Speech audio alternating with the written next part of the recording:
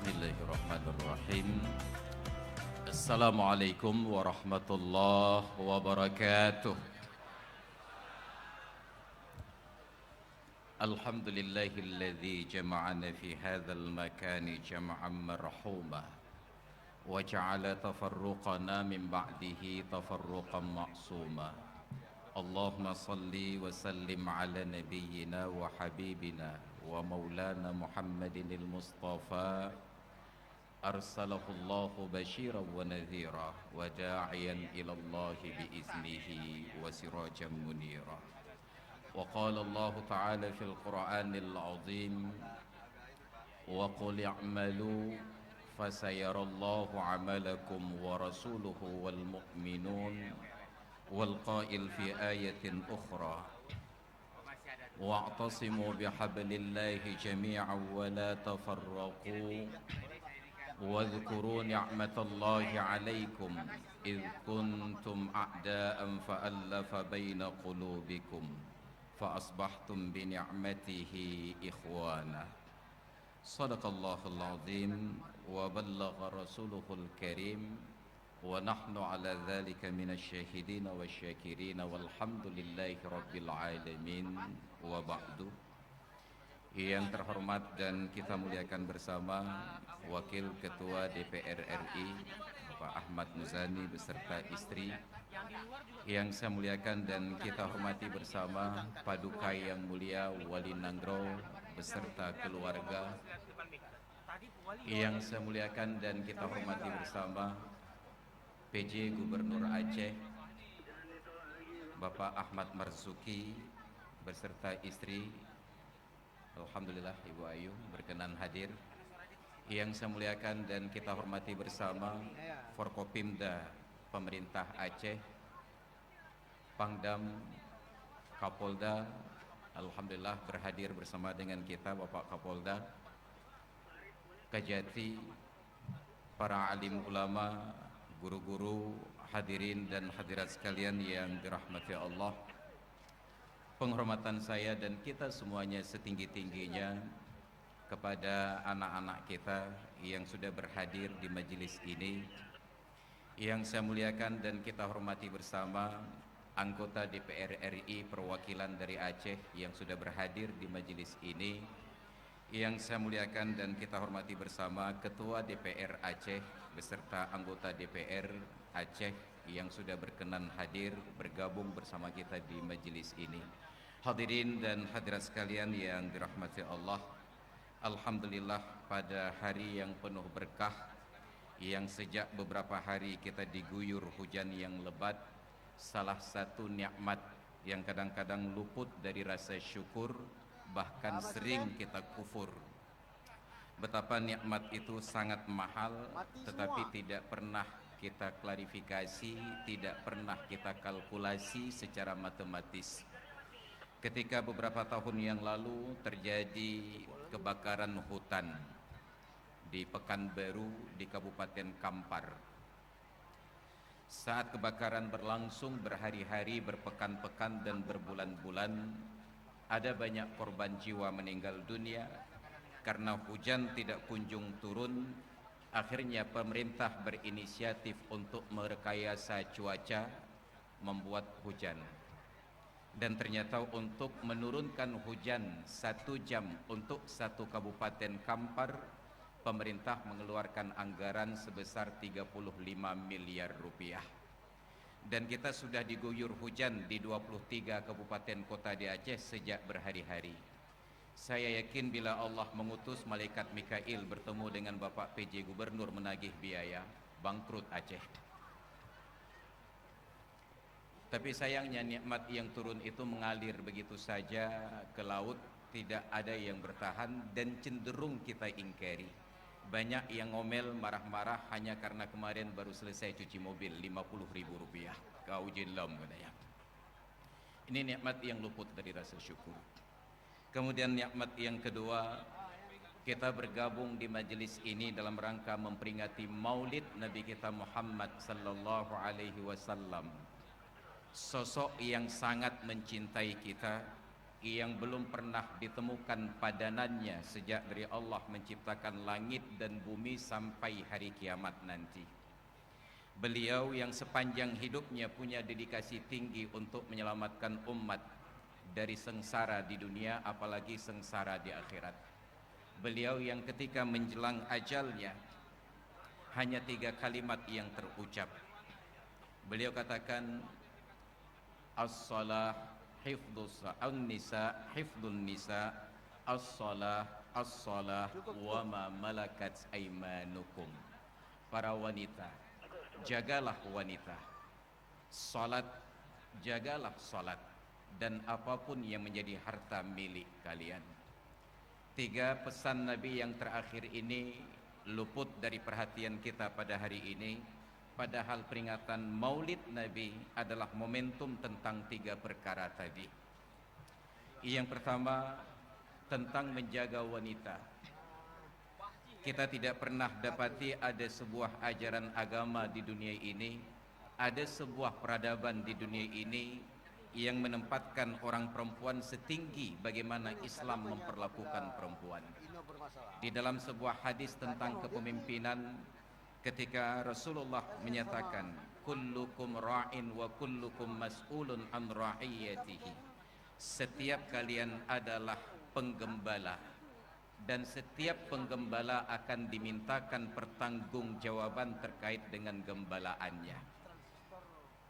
Dari kata rakyat diadopsi ke dalam bahasa Indonesia menjadi rakyat. Kita gembalaan. Maka kalau sehari-hari ketika bertengkar dengan kawan-kawan tiba-tiba kita disapa kameng, sebenarnya nggak perlu marah karena memang kita gembalaan. Tapi frasa yang kedua Nabi angkat tentang kepemimpinan. Wal imamu ra'in.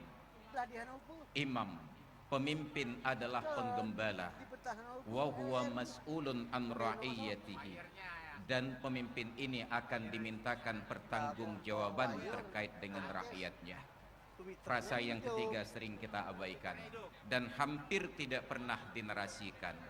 Wal mar'atu ra'iyatun fi baiti zawjiha.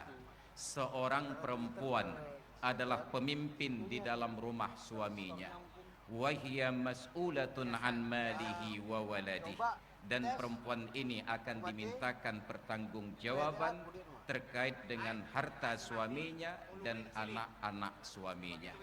Bagaimana Islam menempatkan perempuan sebagai pemimpin. Ini rumah tangga, tapi di Aceh kita belum mampu menjadikan perempuan sebagai pemimpin di dalam rumah tangga. Bagaimana mungkin perempuan ini akan menjadi pemimpin kalau rumahnya saja tidak ada? Kenapa? Karena orang Aceh punya kearifan. Tahun-tahun awal pernikahan tetap tinggal di komplek PMI, Perumahan Mertua Indah. Tidak ada kebahagiaan sama sekali. Maka karena tinggal bersama dengan mertua, istri tinggal bersama dengan ibunya, dia tidak bisa eksplorasi kebahagiaan. Dampak negatifnya adalah istri ini lebih akrab dengan keluarganya sendiri dan anak-anak lebih akrab dengan famili dari pihak ibunya. Maka terlihatlah dalam tradisi Aceh yang bersyarat Islam, ternyata anak-anak justru lebih dekat dengan kerabat ibu daripada kerabat ayah. Maka dibagilah perwalian dalam bahasa Aceh. Wali dari pihak ibu disebut wali karung, wali dari pihak ayah disebut wali muketam, dan wali kedua-duanya disebut wali nanggro.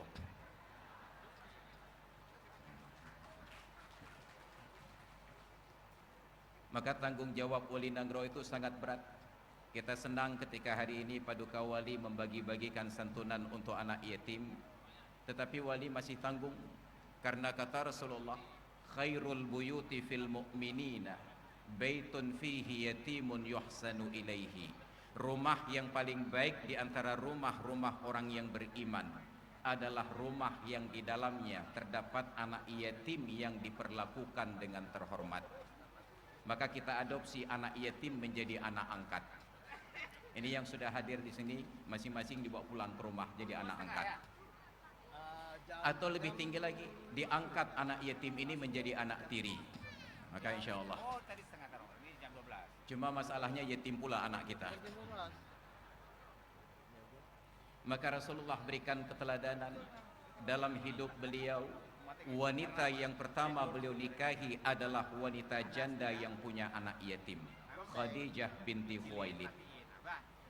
Khadijah adalah cinta seumur hidup Nabi sampai Khadijah wafat, meninggal dunia. 25 tahun hidup dalam kebahagiaan. Ketika Nabi menikahi wanita-wanita yang lain, dimulai dari Aisyah binti Abu Bakar, kemudian beliau nikahi Saudah binti Zam'ah, beliau nikahi Hafsah binti Umar, beliau nikahi Zainab binti Huzaimah. Setiap istri yang beliau nikahi setelah Aisyah adalah janda dan punya anak yatim. Ini keteladanan Rasulullah. Maka ada kehidupan Nabi monogami dengan seorang istri selama 25 tahun. Tetapi monogami 25 tahun tidak dianggap sunnah. Yang teringat sunnah hanya poligami sisa 10 tahun yang terakhir dalam hidup, 13 tahun yang terakhir dalam hidup. Ini ketidakadilan kita di dalam memandang sunnah.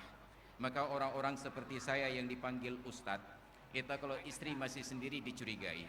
Apa juga katanya, ustadz istri cuma satu katanya. Untung hari ini istri saya nggak hadir. Tapi hari ini nggak ada masalah, ada makan siang di sini. Ini persoalan kita. Maka Nabi setelah menikahi wanita yang lain, beliau tetap menyebut-nyebut tentang istri yang pertama. Jalan dengan Aisyah, beliau katakan, dulu ketika saya dengan Aisyah, dulu ketika saya bersama Khadijah, dulu ketika Khadijah masih hidup. Karena saking seringnya Nabi singgung-singgung tentang Khadijah, Aisyah istri Nabi yang paling muda dan paling cantik protes. Ya Rasulullah, adakah engkau masih mengenang seorang wanita tua yang telah mati berkalang tanah? Wa qad abdalakallahu khairan minha. Padahal Allah telah gantikan untuk anda wanita yang lebih baik. Beliau merasa lebih baik daripada Khadijah karena masih perawan, masih gadis, cerdas dan cantik. Apa yang terjadi? Kata Aisyah, saya menyesal pernah mengucapkan kalimat tersebut di depan Nabi. Tidak pernah saya melihat Nabi marah seperti pada saat itu. Nabi katakan di depan saya sambil bersumpah, wallahi ya Aish, wallahi ya binta Abi Bakrin. Rasulullah ini kalau sudah marah kepada Aisyah, beliau tidak panggil Aish, tidak panggil Humairah. Beliau panggil ya binta Abi Bakrin. Demi Allah, hai anu inang kubaka, kata beliau dalam bahasa Aceh. Itu kalau sudah marah. Beda dengan suami sekarang. Kalau sudah marah kepada istri, itu dia absen makhluk yang dikebut binatang satu persatu. Engkaulah cerapaya, engkaulah gute, engkau keledai. Siang dia maki istrinya cerapaya, inang cerapaya kap katanya. Tapi malam hari dia tidur di samping cerapaya betina tersebut. Tidak ada yang tidur di samping cerapaya betina kecuali cerapaya jantan. Maka mohon sesama cerapaya jangan saling mendahului. Ini Nabi, ya binta Abi Bakrin, wahai anak perempuannya Abu Bakar, ma abdalani Allahu khairan minha qattun. Demi Allah, tidak pernah Allah gantikan untuk saya seorang istri yang lebih baik daripada Khadijah. Amanat bi idh kaffaraniyan nasu.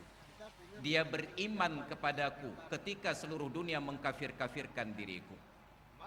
Wa wasatni bimaliha wa nafsiha idh harramaniyan nasu.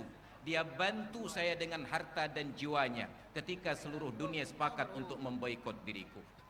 Wa razaqani Allahu minha auladan idh harramani min sairi azwaji. Dan Allah anugerahkan rizki untukku beberapa orang anak dari rahimnya ketika tidak ada seorang perempuan yang lain mampu memberikan anak untukku. Terdiam Aisyah. Maka ini istri pertama. Maka beruntunglah ibu-ibu yang berstatus istri pertama. Dan mohon maaf kepada istri kedua. Ini Nabi, beliau kenang Khadijah. Maka setiap kali Nabi teringat Khadijah, beliau ajak istri-istri untuk masak makanan, untuk mengundang kerabat dan handai tolan Khadijah, untuk mengenang ketika Khadijah hidup dulu. Maka kalau ada yang katakan bahwa kenduri pada orang meninggal tidak ada dasarnya dalam agama, kembali kepada sejarah Nabi dan Khadijah. Beliau buat kenduri untuk istrinya, setiap kali kerinduan itu membuncah. Maka 10 tahun kemudian ketika Nabi kembali ke Mekah sebagai jenderal yang menaklukkan kota Mekah, yang menang perang, Asisten-asisten beliau bertanya, "Aina tanzil ya Rasulullah?" Di mana Anda menginap ya Rasulullah? Saya yakin ketika Bapak Ahmad Muzani berkunjung ke Aceh ditawarkan, "Anda mau nginap di mana, Pak? Di Hermes, di Kiryat?" Ya udah pasti bukan di Cat Keung. Ditanyakan di hotel-hotel mewah. Ditanyakan oleh para pemimpin jenderal beliau. Apa pertanyaan mereka? "Atanzilu fi baitikal qadim?" Adakah engkau ingin bermalam di rumahmu dulu? Nabi bertanya dengan hati gundah, "Wahal taraka liya Quraisyun baitan askunuh?" Apakah orang Quraisy masih menyisakan rumah untuk aku tempati? Tidak. Rumah orang tuaku di bumi ratakan dengan tanah. Lalu di mana Anda menginap ya Rasulullah? Apa jawaban beliau? "Idribu li khaymatan amama qabri Khadijah." Dirikan sebuah tenda untukku di depan kuburan Khadijah. "Li astada'iyya dzikrayatil jamilati fi ruba'i qarnin a'ishu ma'aha fi hayatin tayyibatin mubarakah." Saya ingin bernostalgia seperempat abad hidup bersama dengan Khadijah dalam kehidupan yang penuh berkah. Bayangkan setelah istri meninggal, Nabi masih ingin tidur di depan kuburan istri. Sekarang para suami sangat khawatir kalau istri meninggal. Kenapa? Karena istri menjelang ajal berwasiat, "Bang, kita sudah sepakat bersumpah di bawah cahaya rembulan, sehidup semati. Ini saya akan mati, Bang. Ini kalau sempat setelah saya meninggal abang kawin lagi, setiap malam saya kunjungi." Nabi tantang Khadijah, "Kalau berani coba keluar dari kuburmu." Karena Nabi memperlakukan istri beliau seperti ini, Nabi tidur di depan kuburan Khadijah. Maka ketika Rasulullah yang meninggal dunia dikuburkan di dalam kamar Ummul Mukminin Aisyah, karena kuburan para nabi tidak ditentukan oleh DPRA. Kuburan para nabi ditentukan oleh Allah. Di mana meninggal di situ kuburnya. Karena meninggal di dalam kamar Aisyah, jangankan keluar rumah, bahkan dari kamar pun tidak dikeluarkan. Dikuburkan di dalam kamar Aisyah. Lalu di mana Aisyah tidur? Beliau tidur di samping kuburan suaminya. Seperti seorang istri di samping suami, hanya pakai daster saja, tanpa jilbab, tanpa stoken. Tidak berselang lama Abu Bakar meninggal dunia, dikuburkan di samping Rasulullah. Tidak berselang lama Sayyidina Umar menjelang ajal. Beliau minta izin kepada istri Nabi ini, "Wahai Ummul Mukminin Aisyah, saya tahu satu slot kuburan di dalam kamarmu adalah jatahmu, tetapi melihat keadaan seolah-olah aku lebih cepat meninggal dunia. Maka bila engkau berlapang dada, izinkan aku tidur di samping sahabat-sahabatku." Dan dengan kelapangan hati, Aisyah persilahkan Umar tidur di dalam kamarnya. Apa yang terjadi? Sejak Umar dikuburkan di dalam kamar Aisyah, Aisyah tidak pernah masuk kamar kecuali dengan berpakaian lengkap, pakai jilbab, pakai stoken, pakai baju, pakai gamis. Asisten beliau Asma bertanya, "Kenapa perubahan-perubahan ini wahai Ummul Mukminin? Kenapa dulu Anda masuk kamar bebas saja? Kenapa sekarang masuk kamar pakai pakaian lengkap?" Apa jawaban Ummul Mukminin Aisyah? "Dulu ketika Rasulullah meninggal dikuburkan di kamarku, saya hanya seorang istri yang tidur di samping suami. Dulu ketika Abu Bakar dikuburkan di dalam kamarku, saya hanya seorang anak gadis yang tidur di samping ayahnya. Tapi ketika Umar dikuburkan di dalam kamarku, Umar bukan suamiku dan Umar bukan ayahku, Umar bukan mahram bagiku. Malu aku masuk kamar bila tidak menutup aurat." Ini Ummul Mukminin Aisyah. Beliau malu masuk kamar karena di dalam kamar itu ada jenazah yang bukan mahramnya. Sekarang di Aceh, anak muda mencari tempat paling aman berpacaran di kuburan. Karena Satpol PP dan WH tidak berkunjung ke sana. Mereka tidak tahu bahwa yang di kuburan itu lebih peka daripada yang di atas bumi. Cuma mereka masih bersabar sambil urut-urut dada. Kalau kesabaran mereka hilang, hanya tinggal mendehem saja, yang di atas nggak sempat menyelamatkan sendalnya. Ada meja tulap, ikrehem saja. Kamu cewek lah kuburan ke ya. Ini Islam. Maka Islam ajarkan poligami untuk perlindungan anak yatim. Karena itulah ayat surat An-Nisa berbicara tentang poligami dipangkas oleh para mubaligh laki-laki. Hanya tinggal fankihu ma taba lakum minan nisa masna wa sulasa wa ruba. Nikahi wanita yang kalian senangi, 2, 3 dan 4. Untung 2, 3 dan 4. Kalau sempat dibaca terjemahan Kementerian Agama, 22, 33, 44, 18 totalnya. 22, 4, 33, 6, 10, 4, 4, 8, 18, tambah istri pertama, 19 totalnya. Lupa di awalnya ada pengantar, fa in khiftum alla ta'dilu fil yatama fankihu ma taba lakum minan nisa. Kalau kalian khawatir tidak sanggup berlaku adil untuk anak yatim, nikahi wanita yang kalian senangi, 2, 3 dan 4. Tapi diancam di ujungnya, fa in khiftum alla ta'dilu, kalau kalian khawatir tidak sanggup berlaku adil banyak istri, fawahidatan, maka seorang saja, au ma malakat aimanukum, atau budak-budak perempuan kalian yang kalian gauli. Ini Islam menjaga kehormatan perempuan, maka dipakaikan pakaian yang terhormat untuk perempuan, dipakaikan kaos kaki, ditutup dengan rok, roknya kemudian ditutup dengan gamis, gamis kemudian ditutup dengan jilbab. Tapi begitu syariat Islam sampai ke Aceh, jilbab masuk ke dalam baju, baju masuk ke dalam rok, rok masuk ke dalam kaos kaki. Terbalik kita. Harusnya kaos kaki tertutup dengan rok, rok tertutup dengan gamis, gamis tertutup dengan baju. Ini sampai ke Aceh terbalik. Jilbab tertutup di dalam baju, baju tertutup ke dalam rok, rok tertutup ke dalam kaos kaki. Ini adalah syariat yang terbalik. Maka na'udzubillah. Maka kita bersyukur dengan perhelatan Piala Dunia yang dilaksanakan di Qatar beberapa hari yang lalu. Orang Eropa yang mencemooh Islam, baru mereka terkejut melihat bagaimana wajah Islam sebenarnya. Mereka yang mencemooh orang Arab identik dengan terorisme, baru terkejut melihat bagaimana keramah tamahan orang Arab. Bangsawan, orang kaya, yang mobil mereka Ferrari, Maserati, Lamborghini, enggak termasuk labi-labi di dalamnya. Itu turun dari istana megahnya menawarkan makanan. Ketika orang barat berbangga-bangga, there is no free lunch, enggak ada makan siang gratis. Mereka enggak pernah datang ke Aceh. Coba hari ini datang ke Wali Nanggro, makan siang gratis. Di Aceh semua gratis, yang enggak gratis cuma mas kawin saja. Ini Islam. Maka Islam katakan jaga perempuan. Yang kedua kata Nabi, as-salah hifdzus salah, salat, jagalah salat.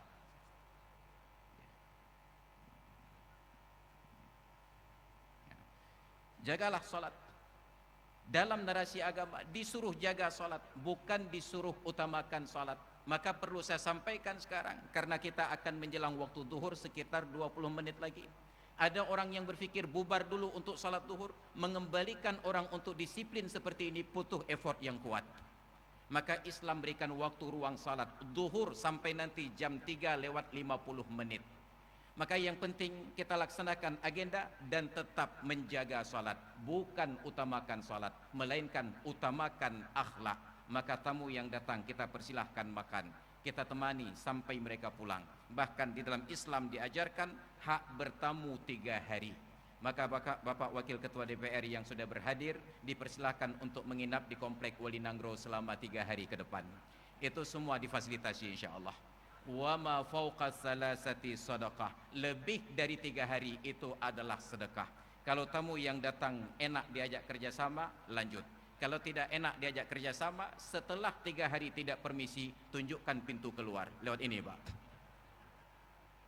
Islam jaga batasan-batasan akhlak. Tuan rumah tidak dipersulit dan tamu dipermudah. Ini Islam. Maka jagalah salat, bukan utamakan salat. Jangan sampai keluar waktu. Maka narasi tentang Islam dan visi dan misi Nabi lupa kita sampaikan di dalam dakwah. Dan saya yakin banyak di antara kita yang tidak paham visi dan misi Nabi. Padahal setiap pejabat yang kampanye, mereka adakan visi dan misi. Visi Rasulullah satu, bagaimana menjadikan Islam yang rahmatan lil alamin. Dan untuk mencapai visi tersebut, beliau jalankan dengan satu misi. Apa misinya? Innama bu'istu liutammima makarimal akhlak. Aku diutus oleh Allah hanya untuk menyempurnakan akhlak yang mulia. Akhlak yang diutamakan, salat dijaga. Bukan utamakan salat, jaga akhlak, tapi utamakan akhlak, jaga salat.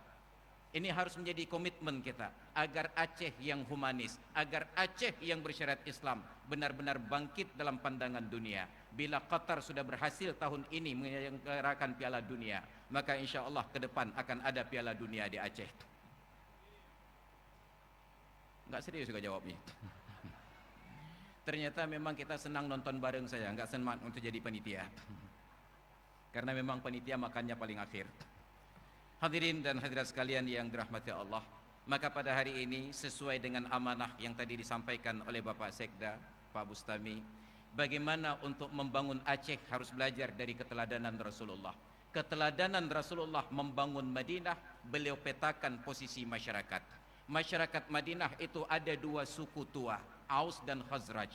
Mereka ini diprovokasi oleh Yahudi pendatang, Bani Qainuqa, Bani Nadir, Bani Quraidah. Dipetakan oleh Nabi. Ketika beliau melihat sumber masalah, Nabi persaudarakan bukan hanya antara Aus dengan Khazraj, bahkan Nabi persaudarakan antara Muhajirin dan Ansar. Apa kunci persaudaraan? Yang pertama adalah kedudukan yang setara di depan hukum. Maka Nabi pandang semua orang setara. Ketika sudah ada pedagang-pedagang yang kuasai pasar, Nabi rombak struktur pasar tersebut. Beliau pindahkan pasar ke lokasi yang baru. Dan untuk memindahkan pasar, seharusnya pemerintah belajar dari Nabi kita Muhammad sallallahu alaihi wasallam. Pemindahan pasar Madinah tercatat paling sukses di dunia karena tidak ada demonstrasi sama sekali. Rahasianya satu, Nabi minta bertemu dengan komunitas pasar. Begitu bertemu dengan para pedagang, langsung beliau sapa mereka. Ya ma'syarat tujar, wahai para bisnismen. Mereka yang jualan tersebut terkejut. Ya Rasulullah, kami sungguh lebih senang dengan sapaan anda ini daripada panggilan sebelumnya disebut simsar. Simsar itu agen. Bayangkan pedagang ikan di lapak-lapak, di meja-meja di pinggir jalan disapa dengan sebutan bisnismen, naik moralitasnya. Tapi bayangkan pedagang-pedagang hebat disapa menjadi agen, turun semangatnya. Orang hanya perlu dipuji. Kalau sudah dipuji, itu insya Allah luluh hatinya. Kenapa? Manusia senang dipuji, apalagi perempuan, malah lebih parah, senang dibohongi. Alhamdulillah. Hadirin dan hadirat sekalian yang dirahmati Allah, ini langkah pertama. Langkah yang kedua, Nabi berantas riba. Maka turunlah ayat Al-Quran surat Al-Baqarah ayat 275. Alladzina ya'kuluna ar-riba la yaqumuna illa kama yaqumul ladzi yatakhabbathu asyaitanu minal mas. Mereka yang makan riba tidak sanggup berdiri kecuali seperti berdirinya orang yang sempoyongan karena diganggu setan. Maka kita sudah mulai langkah yang tepat. Kita berantas riba di Aceh secara terstruktur. Tetapi sangat disayangkan, di kampung-kampung masih terjadi transaksi riba. Karena undang-undang kita hanya menyentuh lembaga keuangan, tidak menyentuh transaksi perseorangan. Ini PR yang kedua. Dan yang ketiga, Nabi bangun masjid. Di dalam masjid tidak ada pangkat, tidak ada jabatan. Maka kita melihat bagaimana perlakuan Islam terhadap jemaah. Kita melihat di Turki, Recep Tayyip Erdogan sebagai presiden datang terlambat hari Jumat, tetap duduk di belakang. Karena yang paling terdepan di dalam masjid hanya imam dengan Bilal saja dan khatib. Maka hari ini, kalaulah kita ingin membangun Aceh lebih baik, maka semua batas dan sekat-sekat tersebut harus dihapus. Harus ada asimilasi. Karena terus terang sekarang Aceh terbagi tiga. Ada ABG, ada ABS, dan ada ALS. ABG awak belah deh guru taya. Itu ada Mang Saparudin dengan Pak Hafil. Kemudian ada ABS, awak belah deh Selawah. Ada Pak Sekda. Kemudian ada ALS, awak lembah Selawah, Aceh Besar. Dan saya beruntung menjadi bahagian dari ketiga-tiganya. Lahir dan besar belah deh Grute di Aceh Selatan. Kemudian ayah saya orang Aceh Besar dan saya tinggal di Kota Madia Cot Keung, itu daerah Pemekaran Baru. Dan saya kawin ke Pidi. Maka sangat besar potensi ke depan untuk mencalonkan diri sebagai gubernur.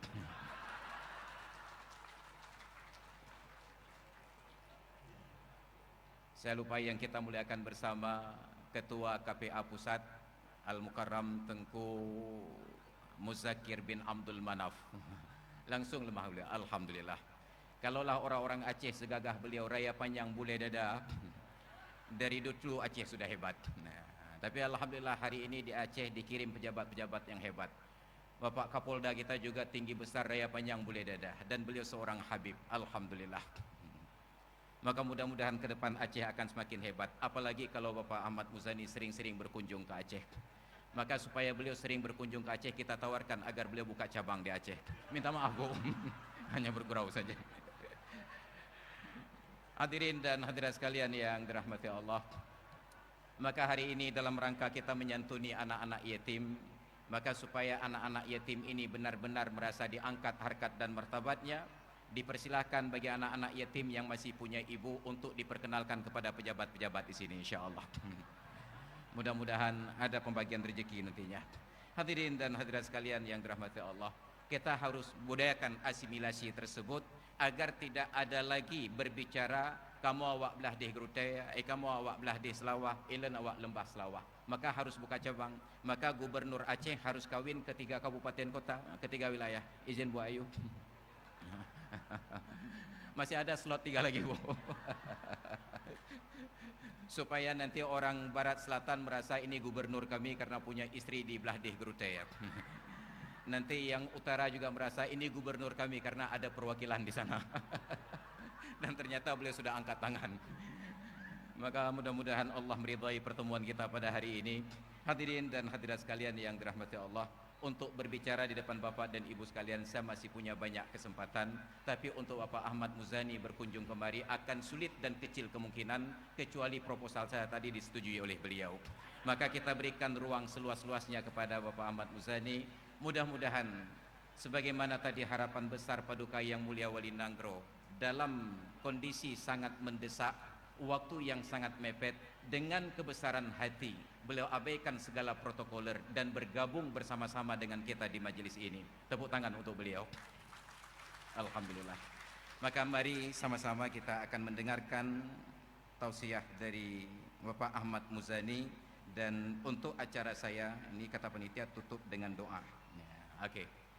Tapi sebelumnya ini kurang jelas tulisan. Oh baik. Nah, ternyata Bapak Ahmad Muzani dulu supaya beliau juga mendapatkan doanya. Alhamdulillah. Demikian sekedar provokasi dari saya. Dan jangan lupa sering-sering buat kenduri maulid. Jangan satu hari bersamaan tapi pisahkan hari-hari yang berbeda. Dan saya sangat berharap Paduka Yang Mulia Wali Nanggro memberikan titah kepada MPU dan kepada MAA, tolong diatur kenduri di Aceh agar kita dapat makan setiap hari gratis. Karena selama ini kadang-kadang makan dalam satu hari tumpang tindih, sehingga kita hanya datang kenduri untuk setor wajah saja sambil setor gula. Tapi untung hari ini tidak bawa gula, gratis insya Allah. Maka mudah-mudahan bila itu yang terjadi, kita akan senang dan berbahagia dengan kelahiran Nabi kita Muhammad sallallahu alaihi wasallam. Dan untuk anak yatim, saya apresiasi kegiatan hari ini bahwa mereka tidak ditampilkan ke depan. Karena cenderung selama ini anak yatim ditampilkan di atas panggung, lalu kita berikan sumbangan, sedekah, amplop, dan kepalanya kita usap-usap. Datang Paduka Wali Nanggro diusap ke kanan, nanti naik PJ Gubernur diputar ke sebelah kiri. Maka rata-rata saya perhatikan anak yatim keribu rambutnya. Ini mempermalukan anak yatim. Maka kita hargai anak yatim, berikan mereka tempat yang layak dan terhormat. Maka betapa terhormat anak-anak yatim berada di atas dan para pemimpin kita berada di tengah-tengah anak-anak yatim. Luar biasa. Maka mudah-mudahan ini menjadi sebuah ide yang bagus yang sudah dimulai oleh Paduka Yang Mulia Wali Nanggro dan akan dilanjutkan oleh lembaga-lembaga yang lain.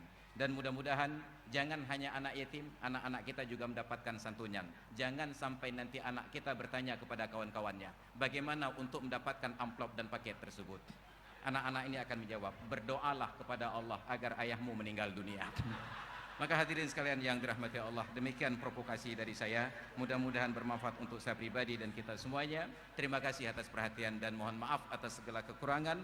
Hadanallah wa iyyakum ajma'in. Assalamualaikum warahmatullahi wabarakatuh.